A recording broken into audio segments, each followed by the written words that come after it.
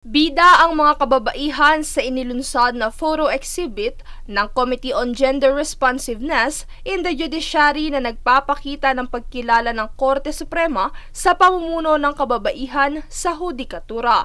Ang exhibit ay masasaksihan sa lobby ng SC Main Building na tatakbo hanggang sa katapusan ng Marso. Bukod dito ay sinagawa rin ng isang kick-off activity na may temang babae sapat ka, higit pa. Isang pagdiriwang ng mga kababaihan bilang mga haligi ng pamamahala ng batas at isang makatarungan at makataong lipunan. Batay sa datos ng korte, higit sa kalahating bilang ng mga nakaupong hukom sa mga hukuman sa paglilitis ay mga kababaihan.